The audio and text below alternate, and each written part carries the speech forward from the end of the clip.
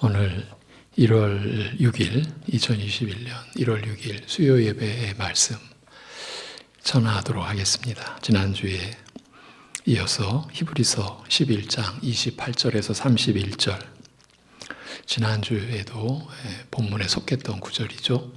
28절에서 31절을 본문으로 핏부림의 예를 지켜, 핏부림의 예를 지켜 이 제목으로 말씀을 전하겠습니다. 먼저 본문을 봉독합니다. 히브리서 11장 28절에서 31절.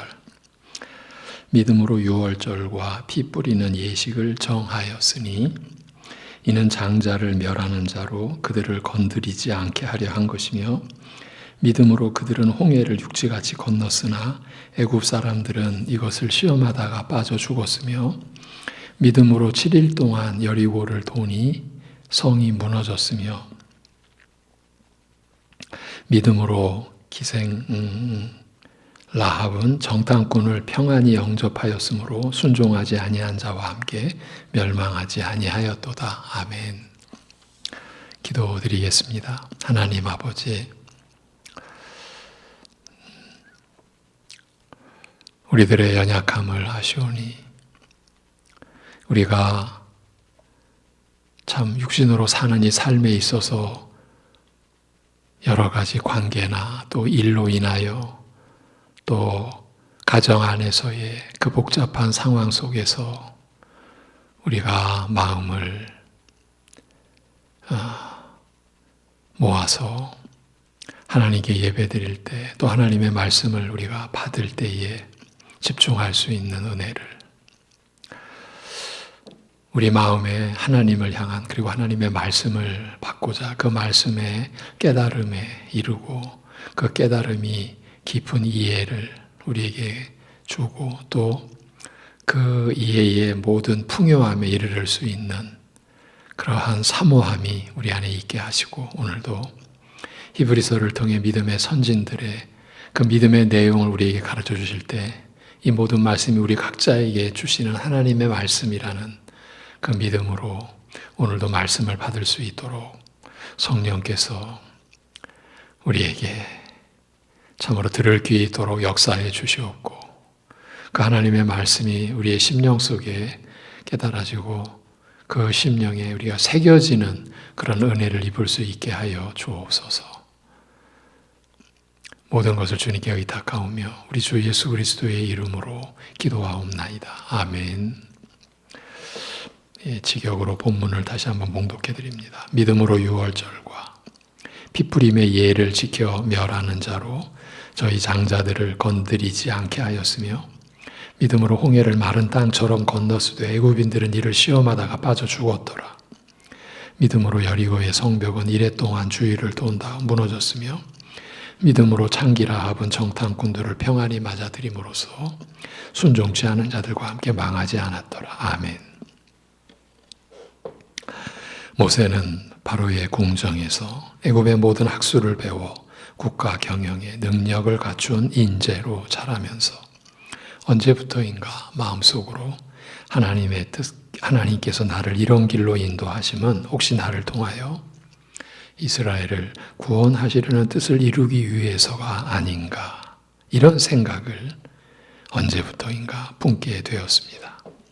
40세 정년이 되어 그 능력과 재주가 원숙함에 이르자 공주의 아들로서 보장된 그 순탄하고 화려한 길을 버리고 하나님 백성 이스라엘과 함께 고난받기를 택하였으며, 동족 이스라엘을 학대하는 애굽인을 살해하면서 하나님께도 자기를 통하여 이스라엘을 구하고자 하심을 저희가 깨달으리라고, 자기 동족 이스라엘이, 그 백성들이 깨달으리라고 기대하였으나 오히려 거부당하였고, 급기야 일이 탄로 나서 바로가 그를 찾아 죽이려 하자 미디안으로, 그 광야 땅으로 도주하고 말았습니다.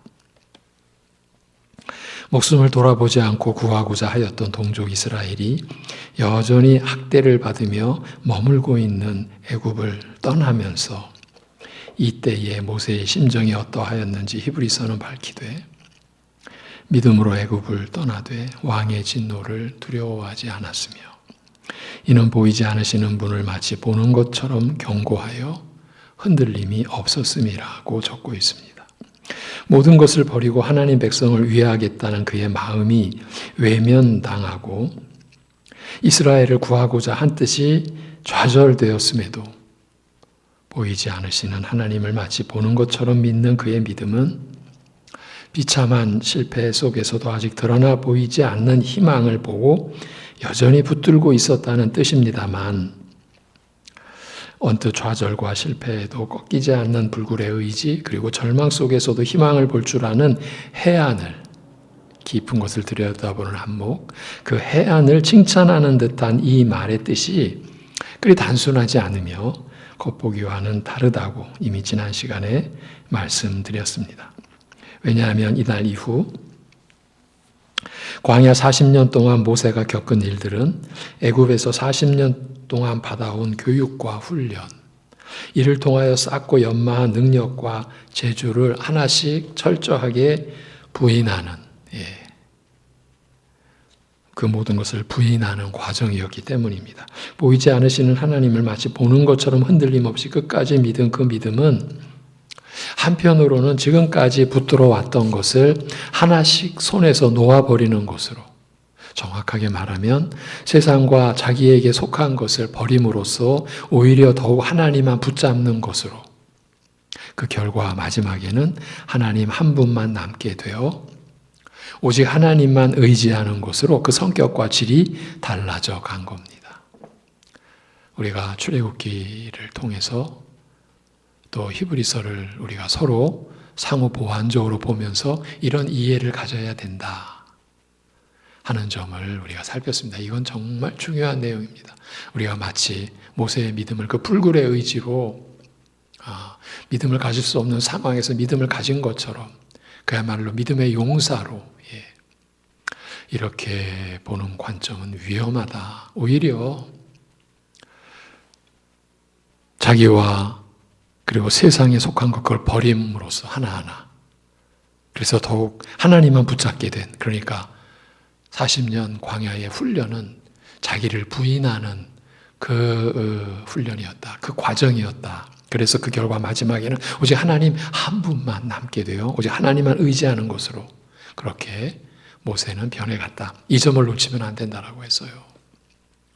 이것이 믿음의 본질이다라는 거죠. 사실 우리는 히브리서 11장을 믿음의 용장, 믿음의 용사 이런 관점으로 예전에는 본 적도 있었죠. 그러나 그것은 매우 위험한 거죠. 그리고 사실 우리가 올라갈 수 없는 길을 그냥 바라만 보게 만드는 거예요. 그냥 까마득한, 도저히 이룰 수가 없으니까 아예 우리를 포기하게 만드는, 어쩌면. 그래서 마치 대리만족. 요즘 시대가 대리만족의 시대라고 우리가 또 볼 수도 있는데, 신앙과 관련해서 이건 굉장히 우리가 숙고해야 되고 생각해야 됩니다. 신앙이 대리만족입니까? 우리 교회에 그야말로 믿음의 용장들을 우리가 바라보면서, 아니면 죄송하지만 우리 성도님들이 우리 목회자들, 교육자들을 바라보면서 교육자들 우리 대신 하는 거지 우리 대신 기도하고 우리 대신 고생하고 그런 식으로 해서 자신들은 참여하지 않으면서도 대리만족, 이것은 신앙이 아니죠. 경계해야 되는 거죠. 그러니까 모세를 믿음의 용사, 그 불굴의 의지 이런 식으로 볼 게 아니라, 그는 오히려 하나씩 자기를 부인하는 그런 과정을 겪어갔다. 그래서 오직 하나님만 의지하는 것으로. 오늘 우리도 똑같죠. 우리가 그 무언가를 붙들고 있다면 그만큼 우리는 하나님을 의지하는 일에 있어서 큰 빈틈이 생기는 거죠. 참 연말에 또 송구영신 예배 때도 그렇고 그런 내용을 우리가 함께 나눴죠. 그리하여 정작, 모세 얘기로 돌아와서 그리하여 정작 하나님의 부르심을 받고 이스라엘을 구하기 위해 애굽으로 돌아가라는 명령을 받았을 때는 자기에게는 아무 자격도 힘과 지식도 심지어 언변도 없어 어눌하다고 아뢰었습니다. 이전에 자신이 의지하였던 것, 애굽의 모든 학술과 말과 행사에 능한 재주와 능력을 다 손에서 놓아버린 그런 모습이었습니다. 자기의 것을 다 내려놓은 모세에게 하나님께서는 내가 너와 함께하리라 라고 하시고 강권하여 보내시니 대제국 애굽의 왕 바로에게서 이스라엘을 구하고자 내려가는 모세의 손에는 하나님의 능력으로 표적을 행하던 지팡이, 곧 하나님의 지팡이 하나만 들려 있었습니다. 상징하는 바가 너무 깊은 거죠. 그러니까 자기의 것은 다 이제 부인된 거죠. 배설물로 여긴 거죠. 버린 거죠. 28절 믿음으로 유월절과 핏부림의 예를 지켜 멸하는 자로 저희 장자들을 건드리지 않게 하였으며 사람의 능력과 세상의 힘을 손에서 놓아버리고 오직 하나님의 능력만 붙잡게 되자 이런 모세를 통하여 이루어지는 일들은 이전과는 차원이 달랐습니다. 이전에도 모세는 이스라엘을 애굽의 학대에서 구원하고자 나섰습니다만 세상에서 얻은 것으로 이 뜻을 이루고자 한 만큼 당연히 그 수단과 방법 그리고 나타나는 결과도 철저히 세상적이었습니다. 학대하는 애굽인을 살해하여 이 사건이 의미하는 바는 굉장히 큰 겁니다. 의미심장한 그런 기록입니다. 살해했습니다. 그래야 동족을 구하려는 모세의 행동은 세상 나라의 행동, 흔히 말하는 애국지사의 행동과 다르지 않았습니다. 그러니까 오해하시지는 마시고요. 이런 면에서 세상 나라의 행동과 다르지 않았다. 그 점을 말씀드린 겁니다. 그러나 하나님의 부르심을 받고 그의 능력을 의지하고 바로 앞에 나선 모세의 행동은 그 목적과 동기 자체가 비교할 수 없을 만큼 고귀하였습니다. 이제 하나님의 부르심을 받고 오직 하나님의 능력만을 의지하고 그 당시 세계 최강대국 그 제국의 그 왕 앞에 선 모세의 행동은 그 목적과 동기 자체가 이제 예전과는 비교할 수 없다는 그런 의미입니다. 내 백성을 보내어 나를 섬기게 하라. 이 하나님의 명령이에요. 내 백성을 보내어 나를 섬기게 하라는 하나님의 명령을 바로에게 전하는 모세의 행동은 동족이 겪는 억울함을 참지 못하여 애굽인을 살해하던 행동과는 차원이 달라 비교가 되지 않았습니다. 이스라엘로 하여금 하나님을 섬길 영적 자유를 얻게 하고자 하는 행동이었기 때문입니다. 오직 하나님을 섬길 영적 자유를 얻게 하고자 하는 그 목적이었어요. 6월절 밤에 천사를 보내어 바로의 장자로부터 가축의 초태생까지 순식간에 멸하셨습니다만 이건 단순히 하나님께서 그 강한 능력으로 불순종하는 바로를 굴복시킨 일이 아니었습니다. 이렇게 단순한 사건이 아니었다라는 의미입니다. 이날 밤에 행하실 일을 두고 하나님께서는 이렇게 말씀하셨습니다. 출애굽기 12장 12절인데 내가 그 밤에 애굽 땅에 두루다니며 사람과 짐승을 물어나고 애굽 나라 가운데 처음 난 것을 다 치고 여기가 중요합니다. 애굽의 모든 신에게 벌을 내리리라. 나는 여호와로라. 이렇게 말씀하셨어요. 바로는 정치적 목적을 위해 이스라엘을 노예로 억류하려 하였는지 모르나 애굽의 신들, 즉 그 배후에서 역사하는 영적 세력을 두고 말한다면 하나님을 자유롭게 섬길 영적 자유를 박탈하는 세력이라 할 수 있으며 그렇죠. 6월절 밤의 일은 이런 다양한 세력을 다 포함하여 멸하시는 하나님의 공의로운 심판임을 알리는 말씀입니다. 이 6월절 밤에 애굽의 모든 장자와 초태생을 치신 일이 이렇게 깊은 뜻을 갖는 만큼 6월절을 기념하고자 지키게 하신 6월절 의식 역시 그 안에 담긴 뜻이 단순하지 않았습니다. 그렇지 않겠습니까? 이스라엘을 노예로 삼으려는 세력을 멸하시는 것이 6월절의 뜻의 전부라면 이를 기념하는 의식도 애국과 그 배후의 영적 세력을 멸하신 것을 내용으로 하는 의식이어야 할 터인데 굳이 이스라엘이 이날 밤에 죽음을 면하게 된 그 사실을 가장 중요하게 여기고 있기 때문입니다. 6월절이라는 말의 기본 뜻이 절름거리다 뛰어넘다임을 고려하면 6월절 밤에 일어난 일의 핵심은 죽음의 심판이 이스라엘을 건너뛴 것에 있다. 이게 6월절 바로 거기에 있다고 할 수 있습니다. 주의 깊게 읽으면 애굽이나 이스라엘이나 똑같이 죽음의 심판을 받아야 했으나 애굽은 심판을 받은 반면 이스라엘은 그 심판을 면한 것을 기념하는 절기임을 짐작할 수 있습니다. 죽음의 심판이 이스라엘을 건너뛴 것, 그것을 기념하는 절기인 거죠. 말하자면 심판의 의미가, 특히 그 원인이 이스라엘과 애굽에게 차별 없이 보편적으로 적용된다라는 사실을, 즉 이스라엘이나 이방이나 똑같이 죽음의 심판을 받아야 마땅하다라는 사실을 알리고 있는 것입니다. 그렇지 않습니까? 이스라엘이나 이방이나 똑같이 죽음의 심판을 받아야 마땅합니다. 예. 오늘 하나님 나라에 있는 우리들이나 교회 밖에 있는 분들이나 사실은 똑같이 죽음의 심판을 받아야 마땅한 사실, 우리가 이 점을 부정할 수 있겠습니까? 예. 더욱이 이스라엘이 죽음의 심판을 면하게 된 것이 이스라엘을 대신하여 죽는 유월절 어린 양, 곧 그 피가 상징하는 바 어린 양의 죽음 때문임을 알리고자 한 것이 참으로 의미심장합니다. 하나님의 부르심을 받고 하나님의 뜻을 이루고자 하나님의 능력을 의지하고 나서는 순간 모세를 통하여 이루어지는 일은 하나님 백성의 영적 자유, 하나님 백성의 영적 자유라는 고귀한 목적을 가지게 되며 이스라엘을 노예로 삼으려는 바로는 그 배후의 영적 세력과 함께 이스라엘에게 이 고귀한 영적 자유, 곧 하나님을 섬길 자유를 빼앗는 세력으로 드러나게 되는 거죠.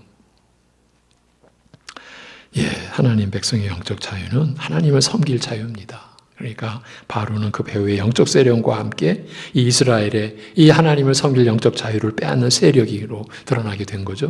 또한 유월절 밤에 애굽의 모든 첫 태생을 치신 반면 이스라엘은 유월절 양의 피로 죽음에서 구원받게 하신 일은 이스라엘의 영적 자유를 거부하고 박탈하는 모든 세력을 심판하여 그 수중에서 이스라엘을 구하여 내시되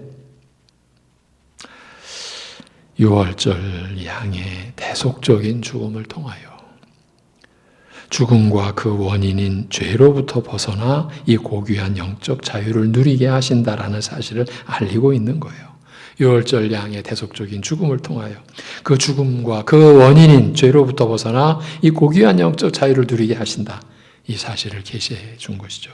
모세를 통하여 이루어지는 일이 참으로 이 높고 깊으며 멀리 그리스도에게까지 시선을 뻗치고 있는 것입니다. 결국은 그리스도에게로 이렇게 이어지는 거죠. 보이지 않으시는 하나님을 마치 보는 것처럼 끝까지 믿은 모세의 믿음은 자신과 세상 것을 의지하였다가 참담한 실패를 겪고서 깊은 좌절과 시리에 빠진 가운데서도 아직 드러나 보이지 않는 것을 보는 것처럼 보고 기다리되 40년 동안의 자기 부인 과정을 겪고 하나님의 부르심을 받은 다음 하나님과 그의 능력만 의지하는 가운데 멀리 그리스도를 내다보는 데까지 깊어진 것입니다. 우리가 이 점을 붙들어야 하는 거죠. 여러분, 우리 역시 자기를 부인하는 과정을 겪으면서 하나님과 그의 능력만 의지하는 가운데 그리스도를 우리가 바라보고 붙잡는 데까지 그렇게 우리의 믿음이 깊어져야 하고 나아가야 하는 거죠. 여러분, 어느쯤에 이르렀는지 자기를 돌아보며 어떤 좀 자라남, 어떤 과정을 느끼실 때가 있죠. 그때도 거기서 멈추게 하는 그런 의미로의 어떤 자족함이 되어서는 안 됩니다. 그건 그야말로 자기 만족이 되어버릴 수 있습니다. 결국은 그 이룬 그 일을 또 은연중 또 붙잡고 의지하고 결국은 자기를 의지하게 되는 그런 믿음의 모순에 빠지게 되는 거죠. 그렇지 않고 그런 과정도 내가 어느 정도 이루었다 하는 것도 과정이에요. 그리스도에게까지. 그리스도를 내다보고 그리스도에게까지 자라가는 데 있어서의 과정이다. 그걸 우리가 또 그 자리에서 그 순간에서 하나님의 은혜와 성령님 안에서 딱 정리하고 또 이미 이루었다함도 아니라 하는 마음으로 부름의 상을 향하여 푯대를 향하여 우리는 달려가는 거죠. 그리스도 예수께 잡힌 바 된 그것을 붙잡으려고 나아가는 거죠.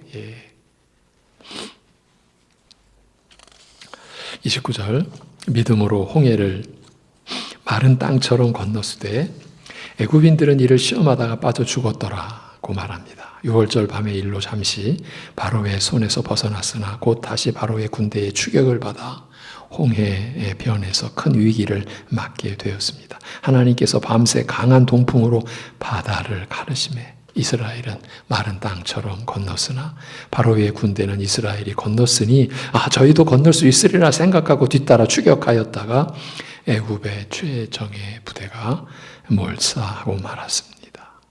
애굽 군대는 이를 시험하다가 익사하였다고 밝힌 만큼 이스라엘은 바다를 열어 길을 내신 것이 하나님께서 그의 능력으로 베푸신 구원인 줄 믿고 건넌 반면 애굽 군대는 이런 믿음 없이 이스라엘이 건넜으니 당연히 우리도 건널 수 있으리라 생각하고서 건너다가 참변을 당하였다고 할 수 있습니다. 여러분, 믿음으로 하지 아니한 모든 것이 죄입니다. 믿음으로 하지 아니한 모든 것이 죄라고 신약에서 말씀하시죠. 이로써 애굽은 더 이상 이스라엘을 사로잡아 노예로 삼으려는 미련을 버리게 되고 이스라엘은 애굽의 위험과 속박으로부터 완전히 벗어나게 되었습니다. 이스라엘이 하나님께서 죽음의 바다를 열어 저희를 구원하시는 곳으로 믿고서 홍해를 건넌 일을 두고 하나님께서 죽음의 바다를 열어 저희를 구원하시는 것으로 믿고서 이스라엘이 홍해를 건넌 그 일을 두고 고린도전서는 이렇게 말합니다. 고린도전서 10장이죠. 유명한 구절이죠. 1, 2절. 형제들아 너희가 알지 못하기를 내가 원치 아니하노니 우리 조상들이 다 구름 아래 있고 바다 가운데로 지나며 또 모세에게 속하여 다 구름과 바다에서 세례를 받고 이렇게 바울 사도가 기록을 했습니다. 저들이 세례를 받았다고. 언뜻 추격하는 애국 군대로부터 이적적으로 구원하신 단순한 일로 생각하기 쉬우나 믿음으로 홍해를 건넌 일에 담긴 뜻이 단순하지 않음을 알리는 내용입니다. 여전히 이스라엘을 사로잡아 노예로 삼으려는 그 미련을 버리지 못하였던 애국으로부터 완전히 벗어난 이 일을 두고 모세에게 속하여 다 구름과 바다에서 세례를 받은 것이라고 말한 이유는 이스라엘이 이 사건, 이 일을 통하여 단순히 애굽의 물리적, 정치적 속박에서 벗어난 것이 아니라 하나님의 임재의 구름 아래서 모세와 하나로 연합하여 죽음의 영역 홍해를 안전하게 건너므로써 새로운 존재가 되었기 때문이라고 할 수 있습니다. 모세와 하나로 연합했다. 그리스도를 예표하는 모세라는 의미죠. 그래서 모세와 하나로 연합하여 죽음의 영역, 그렇죠. 바다로 들어가서 죽은 거잖아요. 죽음의 자리잖아요. 그 홍해를 안전하게 건너므로써 새로운 존재가 되었기 때문이라고 할 수 있습니다. 이스라엘은 죽음의 영역 홍해를 건너므로써 옛사람이 죽고 새 사람으로 살게 되었다. 우리 오늘의 고백이죠. 내가 그리스도와 함께 죽고 그리스도와 함께 새 생명을 지녔다. 옛사람이 죽은 거죠. 말하자면 애굽의 노예 생활이 가리키는 바 그 영적 노예 상태에서 벗어나 하나님 섬김의 영적 자유를 누리는 새 삶을 시작하였다. 하나님을 섬기는 그 영적 자유를 누리는 새 삶을 시작하였다라고 해서 저희가 세례를 받았다고 말하는 것입니다. 우리 신자가 그리스도와 연합하여 그와 함께 죽고 함께 살아 죄에 대하여 죽고 하나님을 향하여 사는 새 생명을 누리게 될 것을 멀리서 내다보고 미리 증거하는 사건으로 이해한 것이에요. 놀랍죠? 그리스도에 연합하여 그와 함께 죽고 함께 살아 죄에 대하여 죽고 하나님을 향하여 사는 새 생명을 누리게 될 것을, 이 새 생명이 바로 중생의 본질이에요. 중생의 본질, 죄에 대하여 죽고 하나님을 향하여 성령 안에서 사는 그 새로운 생명, 이게 중생한 거듭난 생명인 거죠.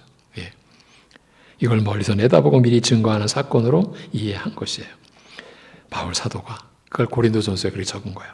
보이지 않으시는 하나님을 마치 보는 것처럼 흔들림 없이 믿는 모세로 하여금 먼 장래에 있을 이 일을 미리 보고 증거하게 하신 것으로 이해한 것이에요. 3절 다 같은 신령한 식물을 먹으며 다 같은 신령한 음료를 마셨으니 이는 저희를 따르는 신령한 반석으로부터 마셨음에 그 반석은 곧 그리스도시라. 고린도전서 10장 3, 4절이에요. 방금 읽었던 1, 2절 다음에. 애굽의 추격에서 완전히 벗어나는 것과 더불어 시작된 새 삶에 대하여 알리는 내용이에요. 새로 시작된 삶, 하나님을 섬기는 영적 자유를 누리는 새 삶. 여러분, 우리가 신자로 살아간다. 영적 자유를 받은 거죠. 그래서 어떻게 하나님을 섬기는 영적 자유를 누리는 그 새 삶을 우리가 살아가게끔 되어 있는 거예요. 근데 우리는 새 생명, 새 사람으로 하면서 세상을 향하여 또 자기의 육신의 정욕을 따라 이게 지금 전혀 어긋난 거죠. 잘못된 거죠. 신자의 신분의 그 의미, 내용을 우리가 모르거나 착각하거나 아니면은 거부하고 있는 상태가 되는 거겠죠. 다시 돌아와서 애굽의 추격에서 완전히 벗어나는 것과 더불어 시작된 새 삶에 대하여 알리는 내용이에요. 그 고린도전서의 내용이 새로 시작된 삶, 하나님을 섬기는 영적 자유를 누리는 새 삶은 결코 순탄하거나 수월하지 않았습니다. 사람이 살 수 없는 광야에서 살아가야 했기 때문입니다. 이리 인도하셨죠. 그러나 비록 먹을 양식과 마실 물이 없는 광야라 사람의 힘으로는 생존이 불가능한 땅임에도, 그리고 뭐 1, 20명도 아니었잖아요. 그런 그 이스라엘 백성이 생존이 불가능한 땅임에도 하나님께서는 하늘로부터 내리신 만나로 또 이스라엘을 배불리시고 반석에서 터져 나오게 하신 물을 마시게 하사 하나님을 섬기는 새 삶을 살아가게 하셨습니다. 오직 하나님께서 베푸시는 것, 그의 은혜로만 살아가게 하신 이 새 삶을 가리켜 고린도전서는 신령한 식물을 먹고 신령한 음료를 마시고 살아간 삶이었다, 이렇게 말을 하는 거예요. 단순히 하늘로부터 내리는 이적적 양식 만나였기 때문에, 또 반석에서 터져나오는 기이한 물이었기 때문에 신령한 식물이요 신령한 음료라고 한 것이 아닙니다. 그런 이해는 너무 초보적인, 어쩌면 경박한 그런 피상적인 이해에 불과하다고 볼 수 있죠. 오병이어의 표적을 설명하시면서, 이건 요한복음 6장이죠. 예수님께서 자신이 바로 하늘에서 내려온 참 양식이라, 즉 이스라엘이 먹었던 그 만나는 바로 영혼을 살리시는 예수님의 은혜를 가리키는 것이었다. 내가 생명의 떡이라고 하신 그 예수님의 은혜를 가리키는 것이었다. 그 광야 시절에 이적적인 양식, 그 만나는 바로 영혼을 살리시는, 만나는 육신을 살렸죠. 그러나 육신을 살리는 만나 안에 영혼을 살리시는 참 생명의 떡이신 예수님의 은혜를 가리키는 그런 역할을 했다, 이렇게 하셨습니다만, 이거 다 예수님의 말씀이었어요. 요한복음 6장 32절 이하에 또 48절 이하에 그렇게 말씀하셨습니다만, 반석에서 터져 나오는 생수 역시 광야를 여행하는 이스라엘을 항상 따라다니시면서 끊임없이 저희의 가란 영혼을 시원케 하셨던 그리스도의 영적 은혜를 가리키는 것이었다. 고린도전서 10장 4절이 바로 이 점을, 반석에서 터져 나오는 그 생수 역시 광야를 여행하는 이스라엘을 항상 따라다니시면서 끊임없이 저희의 가란 영혼을 시원케 하셨던 그리스도의 영적 은혜를 가리키는 것이었다. 그래서 신령한 식물이요 신령한 음료라고 한 것이라는 거예요. 단순히 하늘로부터 내리는 이적적 양식, 또 반석에서 터져 나오는 기이한 물이었기 때문에가 아니라 이런 본질적인 의미를 지녔기에 신령한 식물이요 신령한 음료라고 한 것이에요. 이렇게 출애굽의 이 과정, 이 사건 하나하나는 우리가 받은 구원의 그 역사, 그 은혜의 이적, 그 은혜의 그 신비로운 그 의미를 미리 가리켰던 거죠. 미리 내다보고 그리스도 안에서 이루어지는, 믿음으로 그리스도를 믿음으로 하나님께로부터 받는 그 의롭다함을 받는 그러한 그 구원의 내밀한 그 본질을 미리 내다보고 가리키는 그런 그 증거의 역사였다. 이것을 고린도전서에서 저들은 세례를 받았다. 구름 아래에서, 그리고 바다를 지나며 결국은 하나님을 자유롭게 영적 자유를 가지고 하나님을 섬기는 새 삶을 저들은 받았다. 새 사람이 되었다. 결국은 그리스도와 함께 죽고 그리스도와 함께 다시 살아 하나님을 섬기는 영적 자유를 누리게 되었다. 이런 의미를 고린도전서에서 밝혀줬고 해석해 준 것이죠. 오늘 여기까지입니다. 우리가 받은 구원의 은혜, 그것이 출애굽에서 어떻게 나타났고 그것을 히브리서에서 어떻게 해석했는지 함께 돌아봤습니다. 기도하겠습니다. 하나님 아버지, 우리가 신자로 살아가는 것이 하나님을 섬기는 영적 자유를 우리가 누리는, 그야말로 이전의 삶과는 비교할 수 없는 우리 옛사람으로서는 쫓아갈 수 없는, 흉내낼 수도 없는, 그래서 우리가 이미 그리스도와 함께 옛사람이 죽고 그리스도와 함께 받은 새 생명으로, 그래서 죄에 대하여는 죽고 하나님을 향하여 사는 이 영적 새 생명으로, 새 사람으로 살아가게 된 새로운 피조물된 우리의 삶을 오늘도 일러주시고, 그 삶은 충만하게 하나님을 섬기는 삶이라고 하는 것을, 그 자체가 우리의 기쁨이고 우리의 평강이고 그 자체가 우리의 안식이라는 것을 일깨워 주심에 감사드립니다. 하나님 아버지, 우리가 하나님을 어떻게 섬기고 있는지 우리 자신을 보게 하여 주옵소서. 우리가 가족과 이웃과 우리가 교우, 우리가 서로를 섬기는 것이 바로 하나님을 섬기는 것이요, 하나님을 사랑하는 것이라는, 하나님의 계명을 지키는 것이 곧 하나님을 사랑하는 것임 우리가 일깨움 받고 그 일깨움 받은 충만한 삶이 이루어져 갈 수 있도록 은혜를 베풀어 주시옵소서. 오 하나님 아버지, 참으로 이 말씀의 오묘함을, 이 말씀의 깊고 이 말씀의 풍성함에 대해서 우리 교회가 들을 귀가 있게 하시는 성령님의 역사로 이 말씀을 받아서 받은 대로 우리가 그 말씀을 이루며, 그래서 우리가 어떠한 고난 속에서도 말씀을 지킴이, 그 말씀을 순종해가는 길이 바로 우리의 소유라, 그 어떤 것과도 견줄 수 없는 귀한 재산이라, 이러한 믿음 가지고 오늘 우리가 새벽 예배 때 나눈 말씀처럼 말씀을 지키는 것이 우리의 그 어느 것과도 견줄 수 없는 소유, 우리의 재산, 우리에게 이득을 주는 것이라는 이 확실한 믿음에 우리가 거하여서 더 말씀을 사랑하고 말씀을 더 알고자 하는, 그 무엇보다도 하나님을 향한 열심이 말씀을 향한 현심으로 화하고, 그리하여 참으로 그 말씀이 우리의 노래가 되고 그 말씀을 깨닫는 그 은혜의 내용들이 우리의 찬송이 되는 삶이 이루어져 갈 수 있게 하여 주시옵소서. 우리의 현실로 들어가면 너무나 많은 어려움, 말할 수 없는 그런 아픔 속에 있는 우리 가족들, 이웃들이 있습니다. 우리 지체들이 있습니다. 하나님께서 붙들어 주시고, 그러한 가운데서도 우리가 말씀을 따르겠나이다, 주의 법을 더 알고 그리고 그 주의 법을 이루겠나이다, 이렇게 다짐하며 하나님 앞에 우리가 그 무엇보다 주님의 말씀을 따름이 우리에게 그 무엇과 견줄 수 없는 가장 큰 소유라고 하는 확신을 가지고 우리 모두 함께 살아갈 수 있게 인도하여 주시옵소서. 참으로 한파가, 큰 추위가 지금 이 한반도를 덮어오고 있습니다. 이제 오늘 밤부터 본격적으로 추워지는 날씨, 우리 어르신들, 우리 어린 자녀들, 그 모든 육신의 그 건강, 그 모든 걸 주관해 주시고 지켜주시고 인도하여 주시옵소서. 모든 걸 주님께 의탁하오며 우리 주 예수 그리스도의 이름으로 감사하며 기도하옵나이다. 아멘.